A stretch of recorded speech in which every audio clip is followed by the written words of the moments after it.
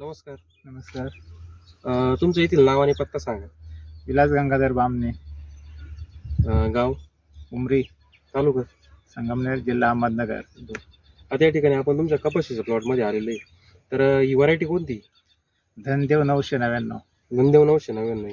तर तुम्ही याला बेसल डोसला जे आपलं साई ॲग्रोचे जे प्रोडक्ट वापरलेले आहे, हा, त्याच्यामध्ये तुम्ही सेंद्रिय खत वापरलेले आहे, आपलं सेंद्रिय खत, अमृत गोड वापरलेले, अमृत गोल्ड आणि सॉइल गोड. Soil gold.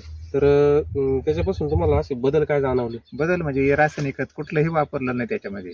याला काहीच रासायनिक रासायनिक खत नाही, फक्त आपलं जे ओरिजिनल सेंद्रिय शेणखत आणि तेवढंच वापरलेलं आहे, बाकी काहीच वापरलेलं नाही त्याला. मग तुम्हाला असं रासायनिक कमी केल्यावर काही जाणवलं का? नाही, मग आता इथून माग 5-6 हजाराचे डोस होते ते रासायनिक खताचे.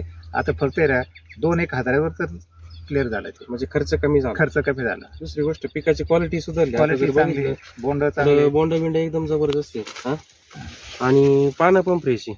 पानं फ्रेश, म्हणजे पानं गळायलाच तयार नाही ती. हे उलट पानं. पानं गळायला पाहिजे ना उलट. पान किती मोठं आहे पान, इथं दाखव. म्हणजे आपल्या तळहाताच्या याच्यापेक्षा मोठं पाणी, बरोबर आहे की? पानाची साईज वाढली. दुसरी गोष्ट काळोखी. आणि रोगराईचं कसं आहे तुम्हाला? कसं रोगराईचे फक्त आतापर्यंत आहे ना 2च फवारे झालेले. 2 स्प्रे झालेली? 2च स्प्रे. म्हणजे पोषकचा एक झालेला आहे आणि दुसरा कोणताच स्प्रे नाही, कीटकनाशक नाही, काहीच नाही. महत्वाची गोष्ट म्हणजे जे आपलं अमृत गोल्ड जे खत आहे ते मातीवर काम करतं, त्याच्यामुळं मातीचा जो सेंद्रिय कर्ब आहे तो वाढतो आणि पीक रोगराईपासून वाचतं. म्हणजे सहसा रोग अटॅक करीत नाही. आणि जमीन सुद्धा इतकी भुसभुशीत आहे. हा. तर बस या बा. हा, मातीची क्वालिटी पण एकदम सुधारली, मोकळी झाली माती. तर तोच फायदा आहे त्याचा. सेंद्रिय खताचा जर समावेश केला तर मातीची जी सुपीकता आहे ती वाढते. दुसरी गोष्ट ऑर्गॅनिक कार्बन आहे, जो आपण त्याला सेंद्रिय कर्ब म्हणतो, तो वाढतो आणि पीक रोगराईपासून एकदम वाचतं. तर सगळीकडे आता एकसारखं प्लॉट आहे तुमचं, बरोबर आहे? बोंडांची संख्या वगैरे जर बघितली तर अगदी म्हणजे खालपासून बोंड आहे ते बघा, बरोबर आहे? परशेंड्यापर्यंत बोंड आहे.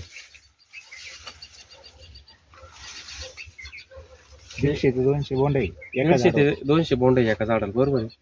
तर मग काय वाटतं तुम्हाला? काय सांगू इच्छिता तुम्ही आजूबाजू शेतकऱ्यांना? नाही, आजूबाजू शेतकऱ्यांना नाही हेच औषधं आणि हेच वापरावं. म्हणजे वापरलं पाहिजे. हा, थोड्या क्षेत्रावर आधी ट्रायल घेऊन वापरलं पाहिजे, रिझल्ट पाहिले पाहिजे. एकदा अनुभव घेतला ना तर पुढल्या वेळेस ना तुम्ही दुसरं रासायनिक खत वापरणारच नाही. बरोबर. ठीक आहे, दिलेल्या माहितीबद्दल धन्यवाद.